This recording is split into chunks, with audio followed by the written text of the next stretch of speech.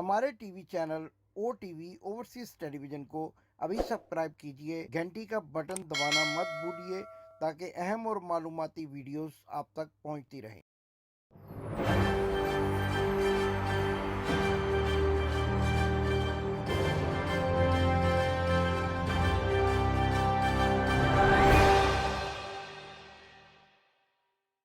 बिस्मिल्लाहिर्रहमानिर्रहीम। नाजरीन, मैं हूं आपका होस्ट इमदाद हुसैन शहजाद, लंदन से अपने व्लॉग लंदन टॉक के साथ आपके खिदमत में। अस्सलाम वालेकुम नाजरीन, बड़ी अहम खबरें आ रही हैं पाकिस्तान से, खुशाइंद खबरें हैं, खुशखबरी वाली खबरें हैं। और कहा यह जा रहा है कि आज यानी पीर के रोज लाहौर हाई कोर्ट में ये बात सामने आने वाली है कि इमरान रियाज कहाँ हैं, उनको पेश भी किया जा सकता है। और उनके वालिदैन के साथ जब राब्ता किया गया तो उन्होंने इस किस्म की किसी खबर की तस्दीक करने से इनकार किया और कहा कि मैं कुछ भी इस मामले पर नहीं कह सकता। लगता है कि किसी ने उनकी भी ज़बानबंदी की हुई है, लेकिन जब आप मेरा प्रोग्राम देख रहे होंगे उस वक्त तक हकायक काफ़ी हद तक खुलकर सामने आ चुके होंगे। हमारी दुआ है कि इमरान रियाज बाजियाब होकर बाखैरियत अपने बीवी बच्चों में आ जाएं और उसी तरह गरजना, बरसना और झपटना शुरू कर दें जिस तरह से उनका अंदाज है। और शेर हैं और शेर बनकर ही जिंदगी गुजारना चाहते हैं। तो नाज़रीन, ये एक बड़ी खबर है। इसके साथ लंदन से मेरे पास एक और बड़ी अहम खबर आई है और लंदन में मियां बीमार शरीफ और मियां नवाज शरीफ के साथ आने वाले चंद दिनों में पुलिस क्या करने वाली है, इसके बारे में मैंने आज सैयद तस्लीम हैदर से मुलाकात की। उन्होंने मुझे जो हकायक बताए अगर मैं आपके सामने रखूंगा तो आपको अंदाजा होगा कि आने वाले दिनों में लंदन में एक बड़ी गिरफ्तारी होने वाली है।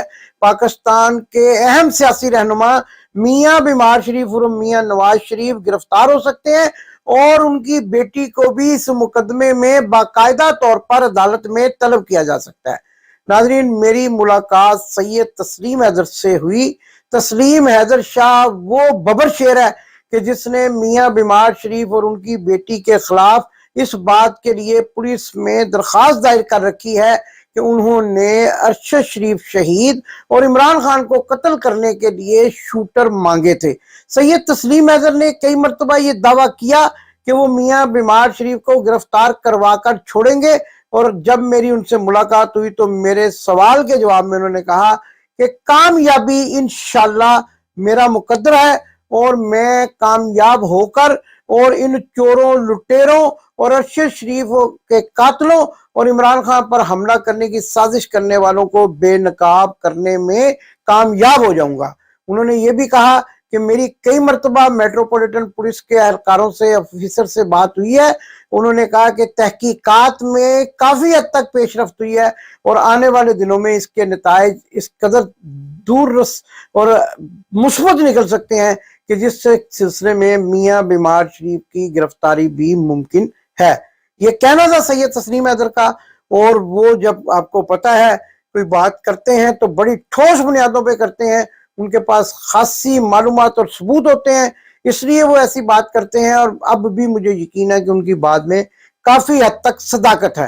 नाजरीन, वापस चलते हैं इमरान रियाज केस की जानिब। बड़ी खुशखबरी आने की उम्मीद है, बड़ा फैसला आने की उम्मीद है और यह भी उम्मीद है कि अगर इमरान रियाज को हाई कोर्ट में पेश किया गया तो उनकी हालत देखकर यकीनन जज जो है वो उन लोगों के खिलाफ बड़ा फैसला देंगे, बड़ा जो है संगीन किस्म का उनके खिलाफ कार्रवाई करने का हुक्म देंगे जिन्होंने इमरान रियाज पर तशद्दुद किया, उनको गायब किया और जेल से नामालूम मुकाम पर मुंतकिल किया। बड़ी खुशखबरी है, बड़ी अहम बात है कि इमरान रियाज अपने बीवी बच्चों में वापस आए।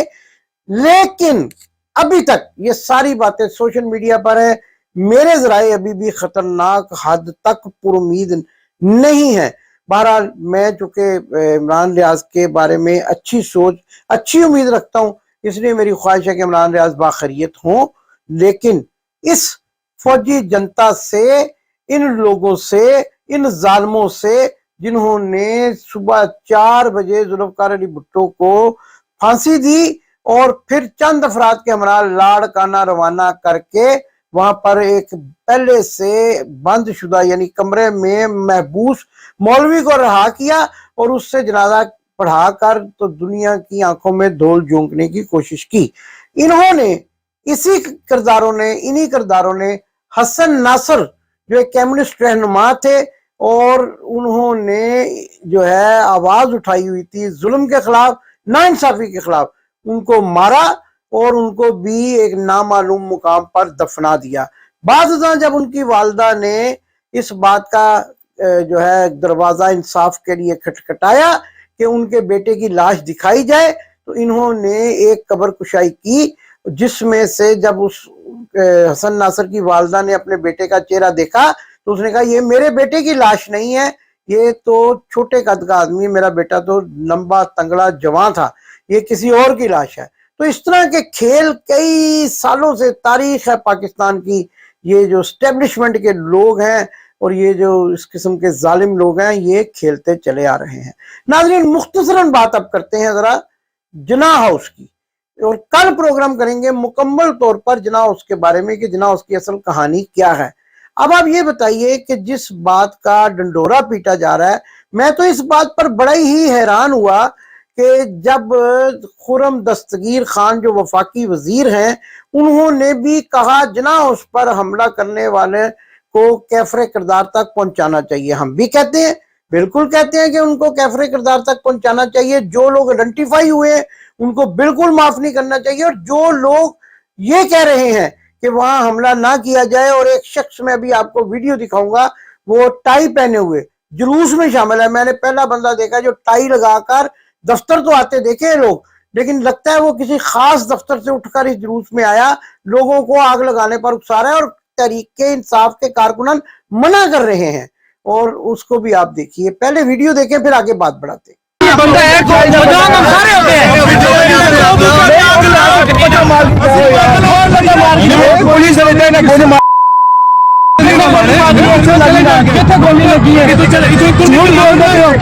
बार बार कह रहे हैं आग लगाएं आग लगाएं। ये बंदा पकड़ा है इन्होंने, कोई वायलेंस पे उकसा रहा है, वायलेंस पे उकसा रहा है ये बंदा।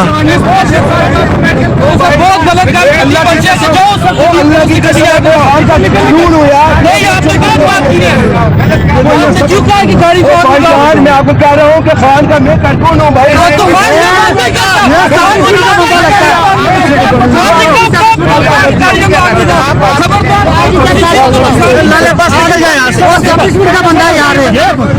कह रहे हैं एस्टेब्लिशमेंट का बंदा है जो आग लगाना चाह रहे हैं।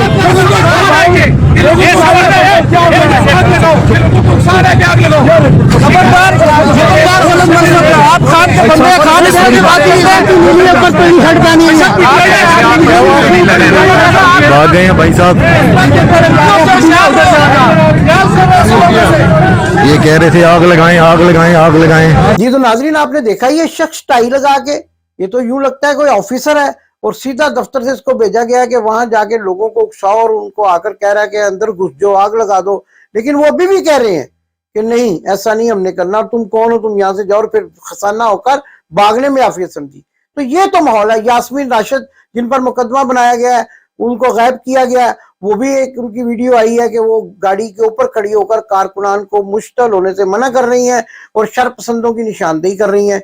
लेकिन यही जिन्ना हाउस जब गुलाम दस्तगीर खान इसके बारे में बात करें तो हमें तो कम अज कम बड़ी शर्म आती है। उनको मालूम नहीं आती है कि नहीं आती है, क्योंकि इसी जिन्ना हाउस को जिस पर फौज ने कब्जा किया हुआ था और पैसे देने का नाम ही नहीं लेते थे, बस आखिर वो कल आपको मैं कहानी सुनाऊंगा कि क्या हुआ, किस तरह पैसे मिले और किस तरह कायदे आजम का नवासा, कायदे आजम का भतीजा, कायदे आजम के रिश्तेदार, उनकी सगी बहन कसम परसी की हालत में मरी, उनके साथ क्या सलूक किया गया, इस कौम ने उनके साथ क्या सलूक किया। तो ये सारी दास्तान एक जिन्ना, आजकल आपने चर्चे सुने होंगे अब्दुल कादिर ट्रस्ट के, मैं आपको जिन्ना ट्रस्ट की कहानी सुनाऊंगा।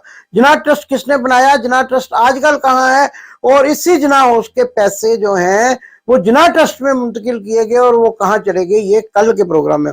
लेकिन गुलाम दस्तगीर खान के बखिए उधेड़ना इसलिए जरूरी है कि ये वही गुलाम दस्तगीर खान है जो आज जिन्ना हाउस की बात कर रहे हैं, लेकिन कायदे आजम मोहम्मद अली जिन्ना की सगी बहन, जिनके बारे में कायदे आजम रहमतुल्लाह ने खुद कहा था कि मेरा टाइपराइटर और मेरी बहन ना होती तो मैं पाकिस्तान ना बना सकता, उनके साथ इनके वालिद खुर्रम दस्तगीर खान है, और दस्तगीर खान इनके जो वालिद थे गुलाम दस्तगीर खान, یہ خرم دستگیر خان گجرانوالہ کے MNA اور وفاقی وزیر ہیں. ان کے جو والد تھے انہوں نے کتیا کے گلے میں محترمہ فاطمہ جناح کی تصویر ڈال کر لوگوں کو جوتے مارتے ہوئے جلوس نکالنے کے لیے کہا، قیادت کی، اور آج یہ جناح ہوش کی باتیں کر رہے ہیں. کوئی شرم کرو، جتنے تم موٹے ہو نا، موٹے پٹے ہوئے حرام کھا کے. معافی مانگو قائد اعظم کی بہن کی قبر پر جا کر، مادر ملت کے پاؤں میں بیٹھ کر گڑگڑا کر اپنے باپ کے جرم کی معافی مانگو. جناح اس کے مامے بن گئے ہو اور جناح اس کی باتیں کرتے ہو. معافی مانگو. خرم دستگیر خان موٹے اور وہ کیا کہتے ہیں اس کو، پھٹے ہوئے، ہاں جی پنجابی میں کہتے ہیں پھٹے ہوئے حرام کھا کے. تو معافی مانگو. آج تمہیں ماما بننا بہت یاد آ رہا ہے جناح اس کا، اور یہی جناح ہوس ہے جس کے پیسے جو ہے اسٹیبلشمنٹ کھا گئی اور قائد اعظم کی بہن کو، قائد اعظم کے خاندان کو اس کے پیسے نہ مل سکے. ناظرین، ہمارے ہاں یہ روایت ہے کہ ہم شہیدوں کے دن اس وقت مناتے ہیں، شہیدوں کی یاد اس وقت مناتے ہیں جب شہید ہو جاتے ہیں. پاکستان کا سب سے بڑا ایوارڈ نشان حیدر شہداء کو اس وقت دیا جاتا ہے جب وہ شہید ہو جاتے ہیں، اور جو کوئی غازی ہو کر واپس آ جائے اس کی ایسی تذلیل کی جاتی ہے، جیسا کہ ایئر کموڈور جو تھے ان کے ساتھ وہاں ایک SHO نے بدتمیزی کی. 2 ٹکے کا SHO، 2 ٹکے کا SHO جو ہے پاکستان کی فوج کے نامور سپوت ایئر کمانڈور ان کی بیوی سے بدتمیزی کر رہا ہے، کسی کے کان پر جوں نہیں رنگی. فوج کرنے والے، فوج کی محبت کا دم بھرنے والے خاموش ہو گئے، زبانیں کنگ ہو گئی. لیکن ہم کہتے ہیں پاکستان کی فوج عظیم فوج ہے. اس میں جس نے بھی سرو کیا، جس نے بھی خدمات سر انجام دی، آج بھی آپ UK میں آ جائیں، نیپال کے لوگوں کو UK کی گورنمنٹ ان کے دادا نے جو سرو کیا تھا برٹش آرمی میں دوسری جنگ عظیم یا پہلی جنگ عظیم کے دوران، اس کے بدلے میں نیشنلٹیاں دے رہے ہیں. لیکن آپ نے کیا کیا، ایک SHO کو جرت دی کہ وہ ایک ریٹائرڈ ایئر کموڈور کو بدتمیزی کا مظاہرہ کرتے ہوئے سخت برا بلا کہے. کاروائی کیا آپ نے اس کے خلاف؟ کاروائی کریں، اندر دیں اس کو. یہ بھی تو فوجی ہیں. اگر فوج کے خلاف بولنا بہت بڑا جرم سمجھا جاتا ہے تو ایئر کموڈور بھی تو فوجی ہیں. ریٹائر ایئر کموڈور فوجی ہوتا ہے یا کیا ہوتا ہے؟ بتائیں مجھے ذرا. پنجاب پولیس کا کوئی بندہ ہوتا ہے؟ اللہ آپ کا بھلا کرے، اللہ آپ کو ہدایت دے. آپ ان تمام عناصر کے خلاف جو ہماری عظیم پاک فوج کے سرونگ رہے ہیں، سرو کرتے رہے ہیں، ان کے خلاف کسی بھی قسم کی بدتمیزی کو کیسے برداشت کرتے ہیں؟ آپ کو چاہیے اس SHO کو کیفر کردار تک پہنچا دیں اور اس کی پوسٹنگ جو ہے چیچوں کی ملیاں سے ہوتے ہوئے، بائی پھیرو سے ہوتے ہوئے، وہاں وہ کہتے ہیں کالا پانی کریں، تاکہ اس کو پتہ چلے کہ ایک ریٹائرڈ فوجی کے ساتھ کس طرح بات کی جاتی ہے، پاکستان کی فوج کا مرتبہ کیا ہے، احترام کیا ہے. ہم تو پاکستان کی فوج کو ہمیشہ دونوں ہاتھوں سے سلوٹ کرتے ہیں اور پاکستان کی فوج کے ان شہداء کی فیملیز کے ساتھ ہمیشہ اظہار یکجہتی کرتے ہیں جنہوں نے اپنے نوجوان ثبوت پاکستان کی حفاظت کے لیے اللہ کے حوالے کر دیے، فوج کے حوالے کر دیے. لیکن وہ کرپٹ جرنیل، وہ لوگ جو پاکستان کی فوج کی آڑ کے تلے جو ہے اسٹیٹ ایجنٹ بنے ہوئے ہیں اور مافیا اور جو ہے وہ کیا کہتے ہیں امپورٹڈ حکومت اور امپورٹڈ سرکار کے ہینڈلرز بنے ہوئے ہیں، ان کے بارے میں آپ کیا کہیں گے، ہم کیا کہیں گے؟ اب تو ملٹری ایکٹ لگ چکا ہے، ہم تو اب ہر بات کو ان کی سچ ماننے کے لیے مجبور ہیں. لیکن ایک بات ان کو بتانا چاہتے ہیں کہ ایک شاعر نے کہا تھا، انقلابی شاعر نے، کہ جب تم میرے ناخن اتار دو گے، جب تم میرے جسم کی ہڈیاں جو ہیں وہ علیحدہ کر دو گے اور گوشت علیحدہ کر دو گے، جب تم میری آنکھیں نکال دو گے، جب تم میری زبان کاٹ دو گے، تو پھر کیا کرو گے؟ کیا پھر میرے جسم کو بھی ٹکڑے ٹکڑے کر کے پہاڑوں میں پھینک دو گے؟ اور پھر بھی اس میں سے انقلاب انقلاب انقلاب کی آواز آئے گی. پاکستان زندہ باد. آپ نے ابھی تک ہمارا چینل سبسکرائب نہیں کیا تو ابھی سبسکرائب کریں اور بیل آئیکن کو کلک کر کے ہماری لیٹسٹ ویڈیوز کے بارے میں اپڈیٹ جانیں.